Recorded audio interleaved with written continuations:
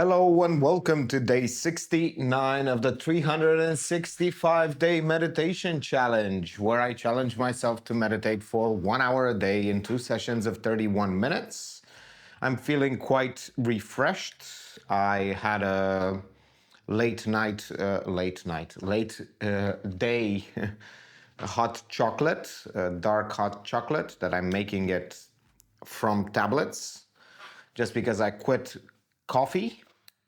Oh, and I forgot to bring my tea, but I'm gonna have water instead. I have some water over here, and the timer is set for 31 minutes. And I really want to talk about the fact that people just get the perspective on things wrong.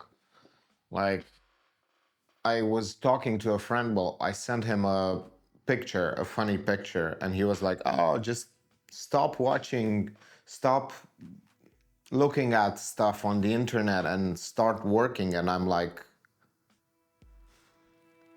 you don't know what you're talking about. Just because I sent you a picture doesn't mean I'm spending hours upon hours upon hours of on just wasting my life. I used to, but even so, it's not like I wasn't working or I wasn't doing stuff. It's like I don't really appreciate people who are like work, work, work, work, and make money, make money, make money all the time. I'm like, why? Like to have a better future that never comes, like to ruin your like when you are young and you can really like enjoy life the most, you will never feel as healthy as you are right now. Why would you work yourself to bad health? And why would you sacrifice your youth and your like health for money? Like it's yeah, sure, you can work, but I think it's more important that you understand that you will get better and better at making money as time goes, especially if you pay attention. I think it's more important to pay attention instead of working as much. It's better to just understand how things work and notice what people are doing to earn money, because most people like don't really earn money by making something, or they just are a cog in the machine of a higher order machine and system. And I believe that it's very difficult to build a machine like that, or to have a machine like that. But once you do, once you understand that it is only through getting getting others to work for you in exchange for less, because that's how capitalism works, or by leveraging technologies to create more than you can in the 8 hours that you have, or 16 hours, or however much you want to work. It is only that way that you can really make money in the real sense, because it is through that process that you actually gain more than you can earn by yourself. Like, there is no one, and I said this before, that passed $1 million and they can say, like, in a short period of time, and they can say, oh, I did it just by myself. It's like, no, you didn't. Even purchasing a subscription, that is like, people don't understand that whenever you purchase something, Like this, for instance, it's a camera, right? This is purchased labor. You haven't done this. And if this is like needed for your creation, for your business, for whatever you use to, this is labor. This is not a product. Like it is, you might think that you did it by yourself, but no, what you did is probably you bought products so that you built this idea that you've done everything yourself. So you are ego boosting yourself, but you haven't. You haven't. You've taken everything for granted. These walls, this camera, this microphone, this wireless microphone, that camera that shoots better than 90% of the movies made. Like, no, the chair that you're sitting on, everything is made by someone else. You still, like, to put it in perspective, everything that you work with, like the thing that you create is based on 90% or 99% based on work that other people have done. Like the builders who built this building, the architect, the guy who put together this chair, the people who, I don't know, who made this shirt, the person who invented this camera, the person who invented the CMOS sensor, the lens, the whatever. Like, it's so minuscule that the actual output that you have that is based solely upon yourself is so small, and really people don't get it. So but even so, let's not take that into consideration. Let's take true business, like just making it, like, let's say $1 million a year business. If you say that you made $1 million a year, then that's a big lie. Because most often, that's with 1, 2, 3, 4, 5, 10 employees. It is not you who did the work. You are just the person who's making that project happen. You are just either a manager, a financier, whatever. You're just making that system work by being the, let's say, the room that it stands inside of. But it's not really you who's making the machine work. You are not turning the wheels, because if you were turning the wheels, then you would not make as much money, and you would not have as much time. So that's the order of like, that's business. Like, people don't understand this. They try to avoid the fact that to make real money, you have to pay people less than what you make in order to extract value off of their work. Like, they don't want to face that fact that it is only when you unlock this that you make a lot more money than you are able to by yourself. And it's obvious when you let's say view a business as a house. Let's say you want to build a two-story house, and with 2 stories. I don't know why they're called like that. And you want to build it, and you have 2 people that work on that, and you see that it takes you 6 months or 9 months to make it.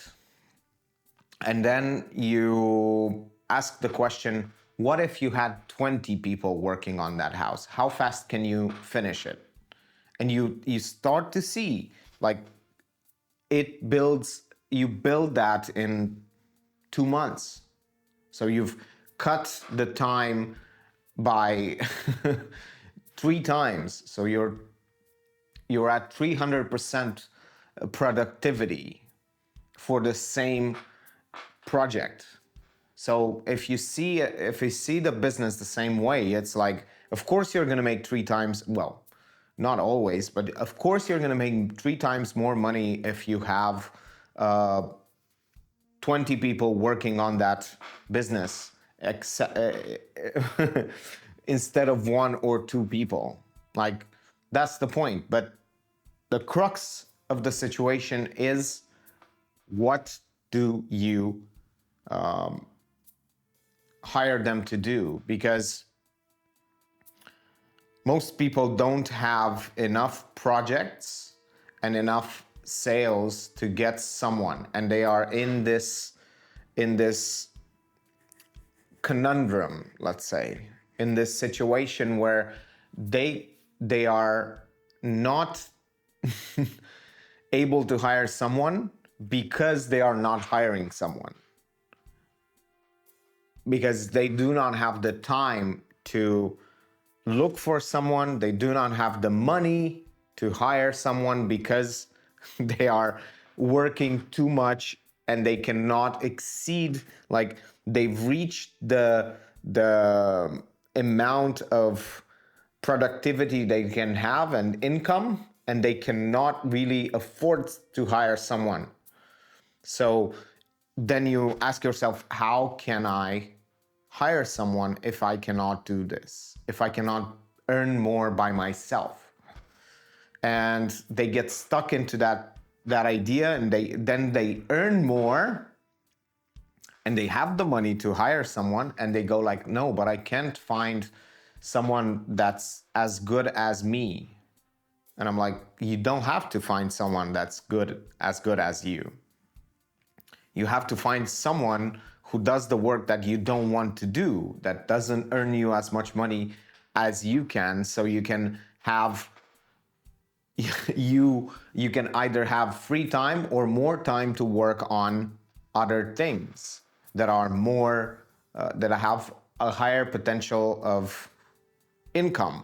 So that's how you you build a structure, like, beneath, well, actually on top of you. It's not beneath you, it's on top of you, because it's like you are the foundation and everyone else is like building. It's like a, so that's the structure that I was talking about. But it's interesting to see how people get wrong this perspective. They don't, and it's usually people who don't have enough experience in doing things. They haven't failed enough at business. They haven't failed enough at doing things. And they're just at the beginning, and they want to talk about stuff, and they want to, like, really, you know, they're not even talking to you, they're talking to themselves when they're saying something like that, like, oh, stop wasting your time on the internet. And I'm like, yeah, sure. It's so funny to see that people, it happened to me so many times in my life. I've surpassed myself so much that when people looked at it, they were like, come on, that's just, they are not able to see the improvement. They don't care about it. They're never gonna see the amount of effort that it took to get to that level. They're just gonna see the flashy things. They're gonna see this painting, you know? They're gonna see this painting over here, and they're gonna be like, ah, oh, that's such a beautiful painting. That's such a blah, blah, blah, blah, blah, blah. And they don't even don't even have the ability to really appreciate it. Because whenever I've done something like started to paint and I've become better and better and better and better at painting, and I've done thousands of them, my appreciation for art has increased 100-fold, because I could see what was quality and what was garbage. But most people can't even distinguish between that. They have sensibilities. They do not have like real knowledge about the craft. So they cannot really appreciate the craft of the work that's gone into that. And they only see the sparkles and the, that's why a lot of people just buy a lot of kitsch artwork, just garbage artworks. So it's because that's the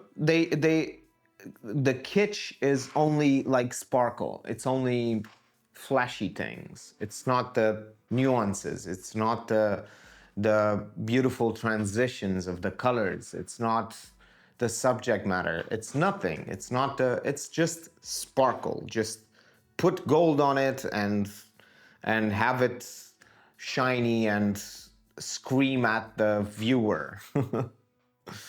Okay, that's enough yapping. Let's start the meditation now.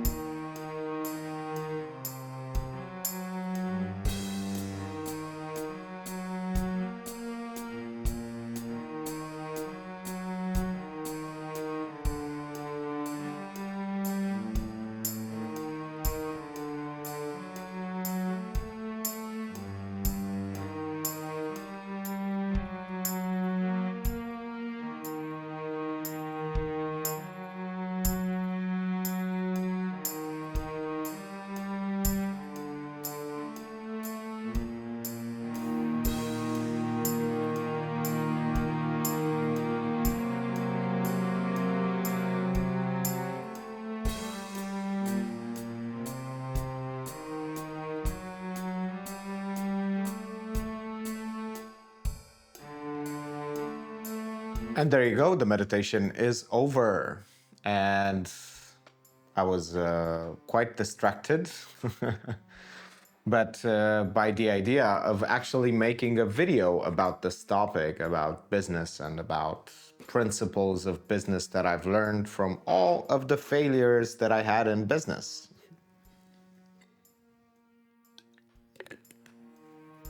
I think it's quite useful to really put them out there because they are quite important. These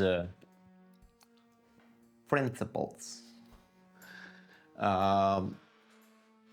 I've developed quite interesting ways of doing things, and my business is offering me a lot of free time without really taking advantage of other people's work. Well, as I said, there are tools, there are services, things that I take advantage of, but they are not my employees. So, yeah, and I'm not borrowing their work. I'm buying the product or I'm taking advantage of the service and not the service as if it's I ask someone to do something. It's a software service. But it offers me a lot of freedom. I can take 6 months vacations if I want. The only downside is that sometimes I have to work. But sometimes it's definitely not the same as always. And I think that's a good note to end on. Thank you for watching and see you in the next one.